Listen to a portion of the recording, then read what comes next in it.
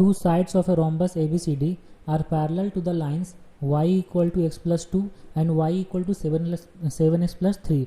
If the diagonals of the rhombus intersect at the point 1, 2, then and the vertex A is on the y-axis, then find the possible coordinates of A. A का possible coordinate बताना है.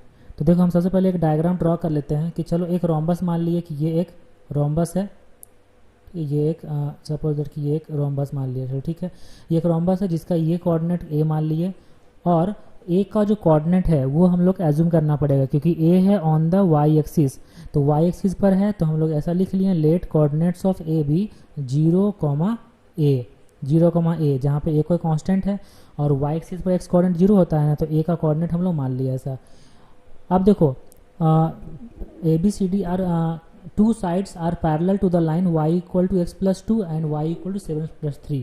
ये दोनों के parallel है दो side. तो rhombus में ये साइड इसके पैरेलल होता है, तो ये दोनों साइड तो नहीं दिया हुआ क्योंकि दोनों पैरेलल नहीं है, तो कॉन्जिक्यूटिव साइड दिया होगा. चलो मान लिया ऐसा कि इस साइड का ये जो साइड है इसका इक्वेशन है y equal to X plus 2, side का इक्वेशन है इसके पैरेलल, और ये साइड किसके पैरेलल है, ये साइड पैरेलल है y equal to 7x plus 3. ठीक है, तो अब देखो हम लोग ये a मान लिए, ये b मान लिए, ये c हो गया, ये d हो गया.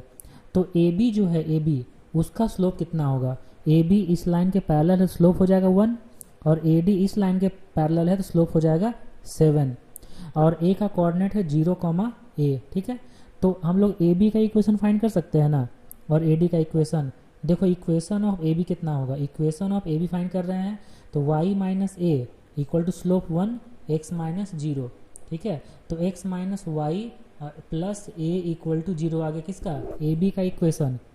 इसी तरीके से इक्वेशन ऑफ ad हम लोग फाइंड कर सकते हैं. इक्वेशन ऑफ ad फाइंड करने के लिए y minus a equal to 7 of x minus 0, तो ये हो गया 7x minus y plus a equal to 0. ठीक है, अब देखो दोनों जो डायगोनल है, दोनों डायगोनल का पॉइंट ऑफ इंटरसेक्शन है 1, 2 दिया हुआ है. तो यहाँ पे डायगोनल हम ड्रॉ कर लेते हैं. एक डायगोनल हो गया AD और दूसरा डायगोनल भी हम लोग ड्रॉ कर लेते हैं. दूसरा डायगोनल, एक डायगोनल हो गया BD और दूसरा डायगोनल हो गया AC. तो दोनों डायगोनल जहाँ पे इंटरसेक्ट कर रहा है वो पॉइंट का कोऑर्डिनेट 1, 2 दिया हुआ है. और रोम्बस में एक प्रॉपर्टी होता है कि डायगोनल एंगल को बाइसेक्ट करता है, ये रोम्बस में प्रॉपर्टी होता है. इसका मतलब हम लोग AB और AD का एंगल बाइसेक्टर फाइंड कर लेते हैं और उसको 1, 2 से पास करवा देते हैं. ठीक है, तो देखो AB और AD का एंगल बाइसेक्टर फाइंड करते हैं.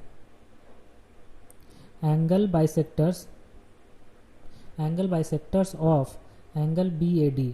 तो BAD का एंगल बाइसेक्टर देखो क्या होगा, ये जो दोनों लाइन है, एक लाइन है x minus y plus a equal to 0, दूसरा है 7x minus y plus a equal to 0. इससे हम लोग एंगल बाइसेक्टर इक्वेशन लिखते हैं.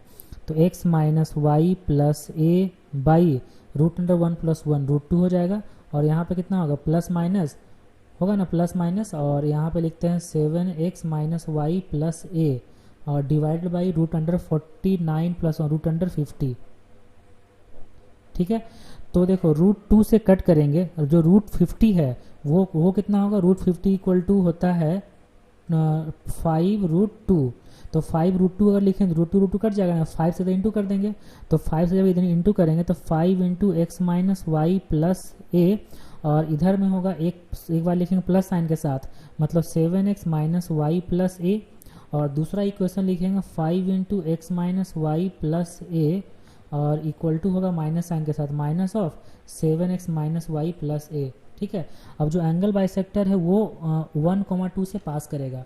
तो 1, 2 जो पॉइंट है, ये जो पॉइंट है ये सेटिस्फाइज बोथ द इक्वेशन, क्योंकि दोनों डायगोनल है. और कौन सा डायगोनल अभी नहीं पता है ना, तो दोनों डायगोनल जो है वो 1, 2 को सेटिस्फाई करेगा. तो 1, 2 रखते हैं फर्स्ट इक्वेशन में, तो फर्स्ट इक्वेशन में रखते हैं और एक बार सेकेंड इक्वेशन में रखेंगे. अगर फर्स्ट इक्वेशन में रखेंगे 1, 2 तो 5 into 1 minus 2 minus 1 plus a equal to, और यहाँ पे 7 इंटू 1 7 माइनस 2 प्लस a. तो देखो यहाँ 7 माइनस 2 5 हो जाएगा, तो minus 5 plus 5a equal to 5 plus 5 plus a, तो 5a minus A 4a equal to हो जाएगा 5 प्लस 5 10। तो देखो a का वैल्यू आ गया, तो 5/2 10/4 मतलब 5/2 a का वैल्यू आ गया।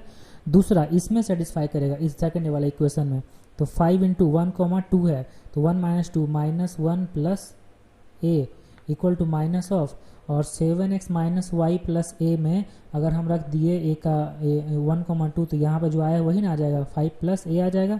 यहाँ लिखते हैं 5 प्लस ए, तो minus 5 plus 5a equal to minus 5 minus 5a, तो 10a इक्वल टू 0 आ गया, तो a का वैल्यू 0 आ गया।